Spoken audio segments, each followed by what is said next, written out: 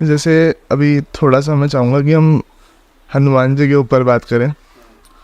तो ऐसे हनुमान जी के बहुत सारे अलग अलग रूप हैं, तो उनके ऊपर आप थोड़ा सा बता पाए। हनुमान जी का एक रूप तो सात्विक जो सभी जानते हैं, जो राम जी के साथ थे। और भी हनुमान जी हैं, उनके रूप हैं। तंत्र में भी हनुमान जी चलते हैं। कई सारे रूप है। जो सात्विक रूप है, पहले वही बता देता हूँ मैं। सात्विक और एक तंत्र का रूप भी बताऊँगा। एक तो नॉर्मल हनुमान जी है, एक पंचमुखी हनुमान है, सब जानते हैं। एक सातमुखी हनुमान है, जो सिर्फ इंडिया में, सिर्फ गुजरात में, बड़ोदरा में है उनका मंदिर। वो लक्ष्मी स्वरूप है। उनकी पूजा करने से लक्ष्मी का आगमन होता है। लक्ष्मी सिर्फ श्री के पास नहीं है, लक्ष्मी भोले बाबा के पास भी है, पार्वती रूप में हनुमान जी के पास भी है। तो श्री की लक्ष्मी थोड़ी अलग होती है, चंचल होती है। हनुमान जी की लक्ष्मी भी चंचल नहीं होती है, वो स्थिर होती है, लेकिन उसको पाना मुश्किल हो जाता है थोड़ा सा। और जो भोले बाबा की लक्ष्मी है, वो भी थोड़ा चंचल होती है वो, लेकिन श्री की लक्ष्मी से कम चंचल होती है, वो भी रुकती है। जो श्री की लक्ष्मी होती है वो चंचल होती है ज़्यादा, वो जल्दी से रुकती नहीं है। और रुक जाएगी तो सबसे बढ़िया ही है वो फिर तो। एक लक्ष्मी आसुरी लक्ष्मी भी होती है, जो असुरों की लक्ष्मी होती है। तो लक्ष्मी कई तरीके की होती है, ऐसे हनुमान जी भी होते हैं। तो हनुमान जी सातमुखी हनुमान जी के से बारे में बता रहा हूँ, उसकी वहाँ पे पूजा होती है। और एक तो उत्तराखंड में भी है 11 मुखी हनुमान जी, जामुन वाला में है, जंगल में अंदर जाके मंदिर है उनका। तो वो तांत्रिक लोग जो होते हैं ना, वहाँ पे वो अपने कर्म करते हैं, उनको मनाते हैं। तंत्र में यूज होता है उनका। तो आम लोगों के लिए नहीं है उनकी साधना या पूजा पाठ, लेकिन आजकल आम लोग भी कर रहे हैं। तो कर रहे हैं तो उनका फल उनको मिल रहा होगा, ऐसी बात नहीं है, क्योंकि हनुमान जी है तो गलत नहीं करेंगे। लेकिन थोड़ा सा इंसान उग्र हो जाता है अगर 11 मुखी की हनुमान जी की पूजा पाठ कर रहा है। तो सलाह ये दी जाती है कि सात्विक हनुमान जी की, जो एक मुखी हनुमान जी, उन्हीं की आप पूजा पाठ करो। और हनुमान जी की जो हनुमान चालीसा है वो बहुत पावरफुल है। आपको उनका कुछ भी बजरंग बाण करने की जरूरत भी नहीं है, हनुमान चालीसा इतनी पावरफुल है।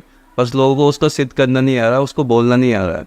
हनुमान चालीसा हमेशा वीर रस में पढ़ी जाती है, जो उसमें नेगेटिव एनर्जी को आप तभी हटा सकते हो कि जितनी आपके पास पॉजिटिव एनर्जी होगी। तो जितना आप उसको वीर रस में पढ़ोगे, उतना ज़्यादा आप क्रिएट कर सकते हो पॉजिटिव एनर्जी। जैसे ही आप ज़्यादा क्रिएटिव करोगे एनर्जी पॉजिटिव, वैसे धक्का मार के पीछे कर देगी पॉजिटिव एनर्जी नेगेटिव एनर्जी को। तो उसका पढ़ने का तरीका ये है। और सिद्ध करने का तरीका तो बताना चाहूँगा मैं। लोग बाग 40 दिन तक ना करें उसको, पढ़ें ना उसको, उसको लिखें। अच्छा। 40 पेज एक ही दिन में लिख लो आप। 40 बार हनुमान चालीसा लिख दो। तुलसी राम सदा हरी चेरा की जगह अपना नाम लिख लो वहाँ पे। तुलसी नाम का नाम हटा दो, अपना नाम लिख दो वहाँ पे। 40 पेज पे 40 बार हनुमान चालीसा लिख दो। एक गिलास पानी में उसको डाल दो, एक पर्चे को, उसमें केसर डाल दो। तो जो मंत्र है अगले दिन उस पे पानी में आ जाएगा, उतर जाएगा, उसको आप पी लो। अच्छा। तो आपके खून में वो समा जाएगा, दिमाग में समा जाएगा, पूरी बॉडी में समा जाएगा, दिल दिमाग में तैर जाएगा वो मंत्र। ऐसा आपको 40 दिन तक करना है। और हनुमान चालीसा पढ़ सकते हो तो पढ़ भी सकते हो, लेकिन सात्विक रहना है आपको 40 दिन तक। वो सिद्ध हो जाएगी आपको हनुमान चालीसा। उस 40 दिन के अंदर अमावस्या पूर्णिमा भी पड़ेगी, तो इफेक्ट करेगा ही करेगा ऑटोमेटिकली। बहुत सारे नक्षत्र गिरे भी पड़ेंगे। तो मैं तरीका बता रहा हूँ कि किस तरह से सिद्ध की जाती है। इसका ओरिजिनल मेथड यही है हनुमान चालीसा का। इसको ऐसे हम कर सकते हैं। बाकी बहुत सारे मंत्र भी इसी तरीके से सिद्ध किए जा सकते हैं, लेकिन वो गुरु के द्वारा दिए गए हों तभी। ये तो मैंने दे दिया, मेरी वाणी से निकल गया, जो उसे करना चाहेगा सिद्ध वो हो जाएगा।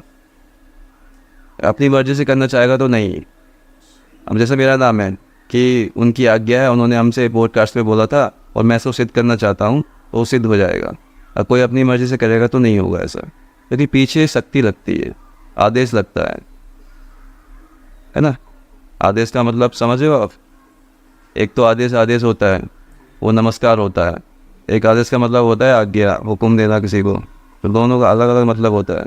इसमें से हनुमान चालीसा की जो सिद्धि, तो वो 40 दिन तक ये प्रोसेस करना है हमको? बस 40 दिन तक करना है आपको, हनुमान चालीसा सिद्ध हो जाएगी। आप अपने अंदर बदलाव देख सकते हैं बहुत खुद ही।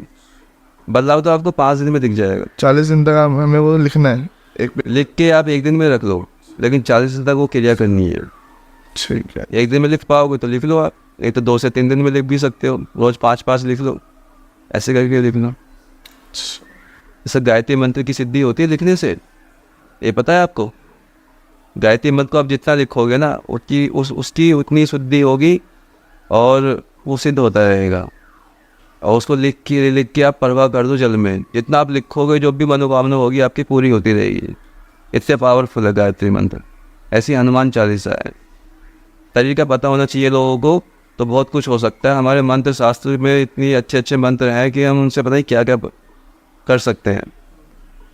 मंत्र में बहुत पावरफुल है। मंत्र से ऊपर यंत्र होते हैं, इसको यंत्र भी पता है कि यंत्र कैसे काम करते हैं, तो यंत्रों का भी यूज़ किया जा सकता है। देवी देवता की साधना सिद्धि कर रहे हो तो आपको यंत्र का नॉलेज भी होना बहुत ज़रूरी है। बिना यंत्र के आप सिद्धि साधना नहीं कर सकते हो।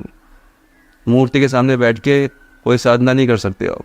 यंत्र पे शक्तियों को बुलाया जाता है। एक साइंस है पूरी ये, कोई अनपढ़ वाला काम नहीं है ये। इसके लिए पहले आपको स्टडी करनी पड़ेगी, ज्ञानी बनना पड़ेगा आपको। मुझे इतना ये संस्कृत तो आती नहीं ना, मुझे वेदों का इतना ज्ञान है, लेकिन जो मेरे पास ज्ञान है गुरु का वो बहुत अच्छा है। गुरु का दिया हुआ ज्ञान सबसे बढ़िया होता है। तो मेरे गुरु जी ने मुझे बताया, तभी मैं आप तक पहुंचा रहा हूँ, सबके सामने ये बात रख रहा हूँ। तो इससे आपको भी बहुत समझ में आ गया होगा।